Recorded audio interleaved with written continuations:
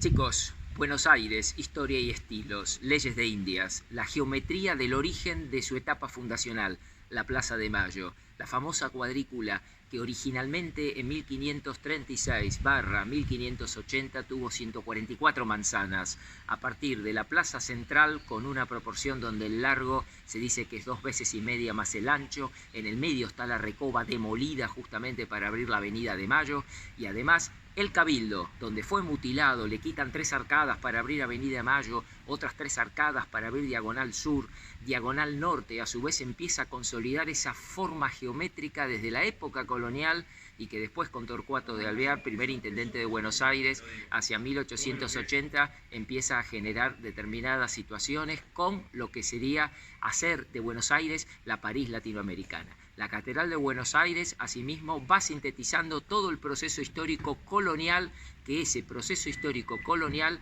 a su vez, va a tener una transformación en la época de Bernardino Rivadavia para poder generar una imagen parisina inspirado en el Palais Bourbon. De la gran aldea colonial vamos a pasar a todo lo que sería el Buenos Aires liberal. Buenos Aires tiene varias etapas, varios procesos de transformación.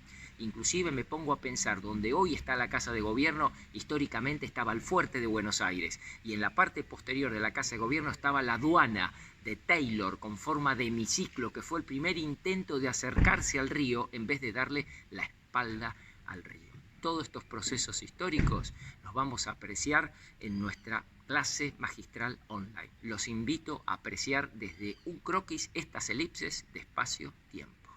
Buenos Aires, a lo largo de sus procesos históricos, tiene estratos estilísticos y también contemporáneos que la van definiendo. Por ejemplo, desde 1536 hasta 1820-1830 hay un proceso histórico que se cortaría aproximadamente hacia 1810-1816, nuestras fechas patrias, que a eso lo podemos llamar el proceso colonial. En general, el raconto temporal invita a una suerte de transición hasta llegar a 1820, pero a grosso modo este proceso se llama colonial. Entre 1816 y 1820, este proceso histórico podemos llamarlo la consolidación del ascenso de la época de Rivadavia, que su gobierno fue bastante corto. Acá ya hay una impronta liberal. Asimismo, dentro de nuestra historia, que hace más repercute sobre los estilos arquitectónicos, de 1830 hasta la batalla de Caseros, el 3 de febrero de 1852, esta es la época de Rosas, que es una época de fuerte tinte colonial, estanciero e italianizante. Con la caída justamente de Rosas hacia 1852, empieza el proceso histórico hacia 1880 que podríamos llamar italianizante. Este proceso es muy importante porque empieza la consolidación de las casas chorizo y a partir del Palacio San José empieza la impronta europea coincidiendo con las corrientes migratorias.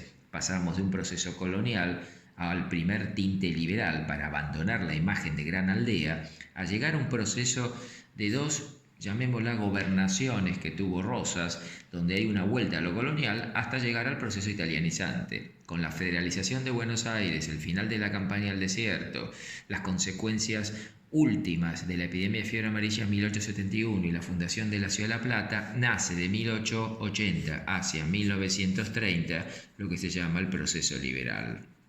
Seguramente el proceso más rico a nivel arquitectura que hayamos tenido, sobre todo porque había un objetivo muy claro, hacer de Buenos Aires la París latinoamericana. En el proceso liberal uno va a descubrir Avenida de Mayo, la Avenida Alvear y su consolidación, toda la estructura de Puerto Madero para hacer un frente agroexportador y ya romper esa imagen de espalda al río típica de la época colonial, y además la Ciudad de La Plata.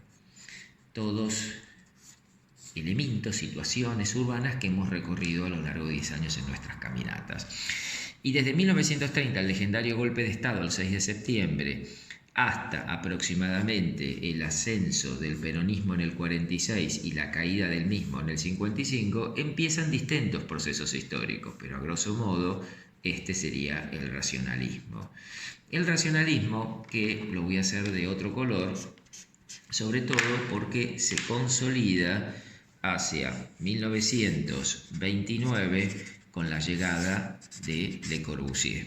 Con sus 10 conferencias se consolida la vanguardia y a partir de varios estudios, William, Villard, Previch, el grupo austral, Bonnet, etc., y hasta la caída del peronismo en el 55, empieza a consolidarse como patrón estético. Asimismo, hay algo que marcar enormemente, que entre 1910 y 1930, podemos marcarlo aquí con un color violeta también, es donde está conviviendo el Art Nouveau, el neocolonial y en cierta medida, aunque con una pausa más extensiva, lo que sería el Art Déco. Art Nouveau, neocolonial, Art Déco, llegada de Le Corbusier, ascenso del peronismo, caída del peronismo, es donde están conviviendo los primeros movimientos de renovación y de cambio. Aún el neocolonial, que plantea un historicismo, busca un proceso de identidad dentro de lo que se generaba, no solamente en la época de Rosas, sino también dentro del liberalismo. Y obviamente a partir del 55 y hasta el 75 tenemos como dos corrientes solidarias y a la vez independientes que van conformando nuevas estéticas. Por un lado el brutalismo y por otro lado el casablanquismo, buscando ciertas identidades. A partir del 75 el abanico se abre y podemos cerrar esta pequeña charla con la contemporaneidad. Lo contemporáneo ya empieza a ser ancla en estudios como el de Solsona, Ervin, Vargas, Lestar, Baudisson, Miguel Ángel Roca, etc., hasta llegar a la arquitectura de la globalización. Arquitectura colonial, la época de Rivadavia, la época de Rosas, la época italianizante, la época liberal, Nouveau, Déco, neocolonial, llegada de Le Corbusier, racionalismo, brutalismo, casablanquismo, contemporaneidad. Esto es lo que vamos a ver en nuestras dos clases magistrales online. Están invitados, catálogoarquitectura.com.